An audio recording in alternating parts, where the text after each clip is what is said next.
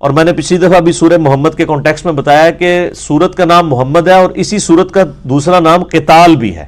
نبی علیہ السلام کو اللہ تعالیٰ نے تلوار کے ساتھ مبعوث کیا ہے تاکہ جو بدماشی کے ساتھ جن لوگوں نے دنیا کے اوپر حکمرانی قائم کی تھی ان کو اکھاڑا جائے۔ عیسائیت کو تبلیغ کی وجہ سے نہیں پھیلی تھی، چونکہ رومن امپائر کا بادشاہ عیسائی ہو گیا تو اب بادشاہ کا دین قبول کرنا رعایا کے اوپر ضروری ہوتا تھا، ادروائز قتل کر دیا جائے گا۔ اب یہ مذہبی جبر چل رہا تھا۔ دوسری طرف پرشین امپائر تھی، وہاں پہ آتش پرستی ہوتی تھی۔ اس مذہبی جبر کو تلوار کے بغیر اکھاڑا نہیں جا سکتا۔ یہ مذہبی جبر جو ہے نا، یہ اسلام نے اکھاڑا ہے، اسلام سے پہلے مذہبی جبر نہیں اکھاڑا گیا۔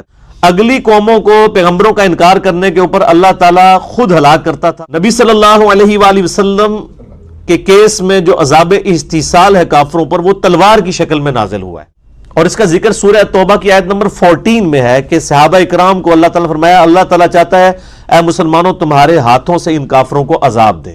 سورۃ الانفال میں آیا کہ یہ کافر کہتے تھے عذاب کیوں نہیں نازل ہوا؟ 13 سالہ مکی دور میں ہم دھمکیاں سن رہے ہیں کہ پیغمبر کا انکار کرنے پہ عذاب آ جائے گا، تو عذاب تو کوئی نہیں آیا۔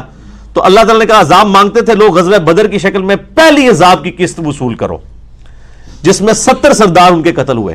غزوہ بدر جو ہے وہ اللہ کے عذاب استحصال کی پہلی قسط تھی مشرکین عرب کے اوپر۔ اسلام کی سب سے اعلیٰ ترین چیز جو ہے وہ قتال ہے، کہ ایک شخص اپنے ایمان پہ اتنا مضبوط ہو کہ اپنی جان ہتھیلی پہ رکھ کے میدان جنگ میں اتر آئے کہ یا اللہ سب سے قیمتی چیز یہ تھی نا، یہ بھی میں تیری راہ میں قربان کرنے کے لیے تیار ہوں۔ ہمیں تو صرف ایک ہی آیت پڑھ کے سنائی گئی ہے وَمَا أَرْسَلْنَاكَ إِلَّا رَحْمَةً لِلْعَالَمِينَ۔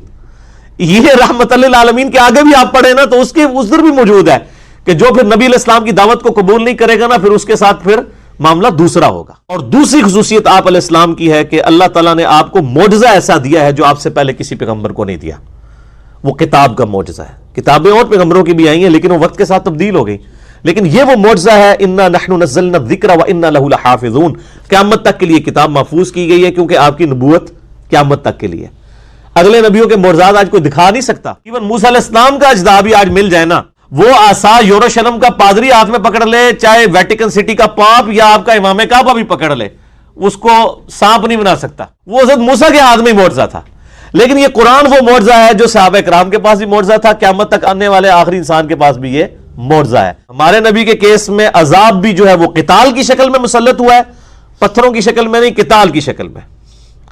اور جو معجزہ ہے وہ بھی ٹینجیبل فارم میں، فزیکل فینومینا آف نیچر کو توڑنے والا نہیں ہے۔ وہ معجزات آپ کے ہیں لیکن وہ دعوی نبوت والے نہیں۔ نبی علیہ السلام کا دعوی نبوت اس معجزے کی بنیاد کے اوپر ہے، تو وہ تو ہم پیش کر سکتے ہیں۔ اس وقت شاعری عروج پہ تھی، شعراء نے اپنے کلام پھاڑ دیے۔ آج سائنس عروج پہ ہے، قرآن کی ایک آیت بھی ایسی نہیں جو اسٹیبلش سائنس کے خلاف ہو۔ تو یہ معجزہ قیامت تک کے لیے معجزہ ہے، الحمدللہ۔